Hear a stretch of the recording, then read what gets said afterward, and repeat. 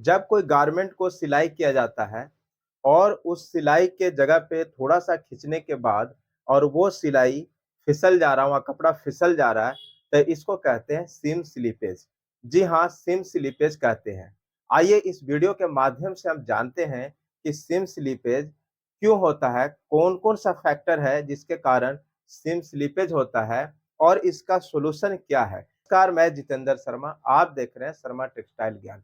अगर आप मेरे चैनल पे नए हैं तो चैनल को सब्सक्राइब कर लीजिए और बेल आइकन को तो बिल्कुल दबाना ना भूलें ताकि इस तरह का इन्फॉर्मेटिव वीडियो हम बनाते रहते हैं, उसका नोटिफिकेशन सबसे पहले आपके पास पहुंचे। तो आइए जानते हैं इस वीडियो के माध्यम से समझने का कोशिश करते हैं कि आखिर कौन-कौन सा ऐसा फैक्टर है जिसके वजह से सेम स्लीपेज होता है और वो कौन-कौन सा सॉल्यूशन है जिसके वजह से हम सेम स्लीपेज को रोक सकते हैं।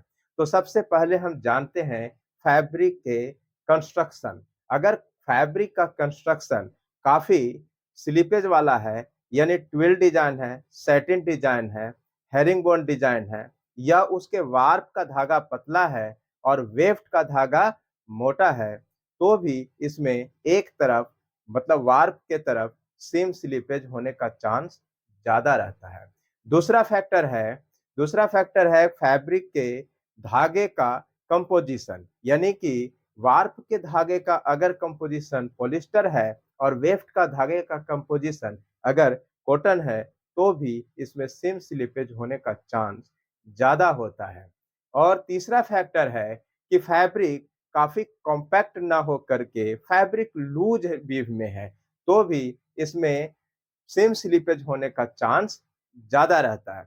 अब समझते हैं कि आखिर इस तरह का अगर प्रॉब्लम है, तो हम इसका सॉल्यूशन क्या कर सकते हैं? सबसे पहला सॉल्यूशन तो ये है कि जो आपका अगर कोई फैब्रिक सैटिन में है, ट्विल डिज़ाइन में है, हेरिंगबोन डिज़ाइन में है और सीम स्लीपेज हो रहा है, तो जो गारमेंट आप बनाते हैं, उसमें लाइनिंग देने के बाद लाइनिंग अर्थात अस्तर, यानी कि उसके एक लेयर और दूसरे फैब्रिक के साथ सिलने से सीम स्लीपेज रुक जाता है। दूसरा को और भी दूसरे तरीके से सीम स्लीपेज को रोका जा सकता है कि जो हमारा एज जो सिलाई हो रहा है उसमें 5 थ्रेड का स्टिच करके भी आप सीम स्लीपेज रोक सकते हैं।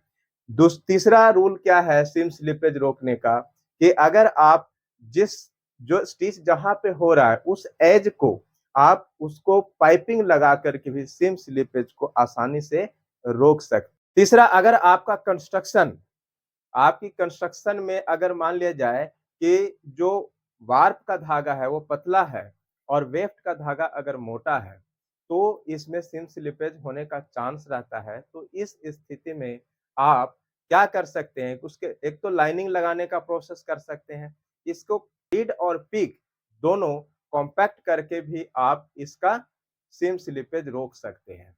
या फिर इसके वार्प के धागा को थोड़ा काउंट को बढ़ा करके अर्थात उसके मोटे धागा लगा करके आप सीम स्लिपेज को रोका जा सकता है। क्लियर स्टेज में ही आपको इस पे इस पे कार्य करना पड़ेगा।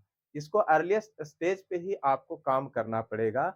यानी सबसे पहले जब फैब्रिक आप बना रहे हैं, तो आपको यह ध्यान में रखना पड़ेगा कि इस या कौन-सी गारमेंट हम बना रहे हैं, सीम स्लिपेज का क्या संभावनाएँ हो सकती हैं। इस तरह से आप उस फैब्रिक का कंस्ट्रक्शन भी उसी तरह से कर सकते हैं।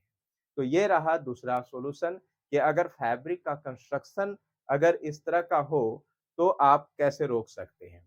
तीसरा है कि अगर आपका वार्प के धागा में अगर कोई पॉलिस्टर धागा लगा हुआ है, वेफ्ट का धागा में कॉटन धागा लगा हुआ है, यानी कंपोजिशन का प्रॉब्लम है, तो भी सीम स्लिपेज होता है। इसको रोकने का बहुत ही आसान तरीका है, आप कंपोजिशन ब्लेंडेड में आप वार्प के धागे में कॉटन और वेफ्ट के धागे में पॉलिस्टर लगा करके भी रोका जा सकता है।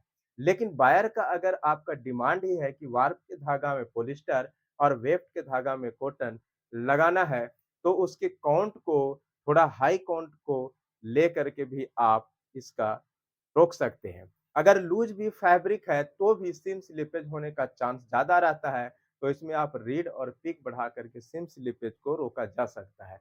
तो ये सारे इस मेथड है जो आप सीम स्लिपेज को रोक सकते हैं।